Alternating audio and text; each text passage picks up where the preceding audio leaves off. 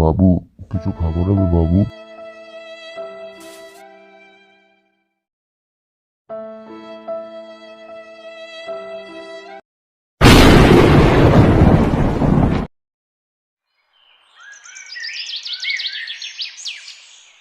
সবাই যখন রাজি, তাহলে এই কথাই থাকলো। তাহলে বছরের প্রথম দিনে গরিব ক্ষুধার্ত মানুষের মুখে আমরা দুমুঠো অন্ন তুলে দেবো। পরিতোষ দা, একদম। পরিতুলতা, পাশাপাশি যদি তাদের হাতে বস্ত্র তুলে দিতে পারি তাহলে কেমন হয়? ব্যাপারটা মন্দ হবে না। তাহলে আমরা খাওয়ানোর পাশাপাশি তাদের হাতে বস্ত্রও তুলে দেবো। কাকু, আমরা ভেতরে আসতে পারি? আরে অর্পিতা, আয় তোর ভেতরে আয়। হ্যাঁ, কি হয়েছে বল।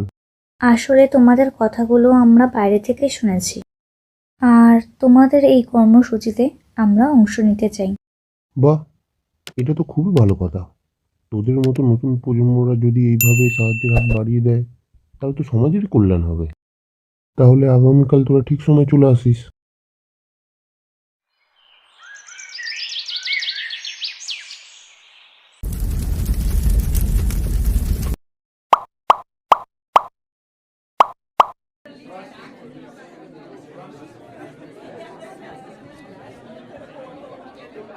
দেখছেন পরিতোষ দা, কীভাবে নতুন প্রজন্মরা মানুষের প্রতি সাহায্যের হাত বাড়িয়ে দিয়েছে।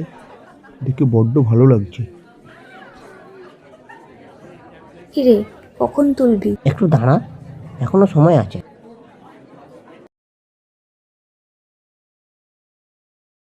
অনেকদিন পর পেট পুরে একটু ভালো খাবার খেতে পাচ্ছি। হে ভগবান, এইরকম মানুষদের তুমি ভালো করো, এদের মঙ্গল করো। দাদু, একটু দাঁড়ান। আপনার সাথে একটা ফটো তুলে নিই, তারপর খাবেন। কি রে অর্পিতা, কি হয়েছে? না কাকু, কিছু হয়নি তো। ওনার সাথে একটা ফটো তুলছিলাম, ফেসবুকে দেবো তো, তাই। এতক্ষণ তোদের জন্য খুব গর্ব হচ্ছিল, কিন্তু তোরা আমাকে ভুল প্রমাণ করে দিলি। সত্যি, তোদের মধ্যে আস্তে আস্তে দুটো জিনিস হারিয়ে যাচ্ছে রে, মানসিকতা আর মানবিকতা। বন্ধুরা, যদি তোমাদের এই ভিডিওটা ভালো লেগে থাকে তাহলে লাইক, শেয়ার আর সাবস্ক্রাইব করে আমার পাশে থেকো।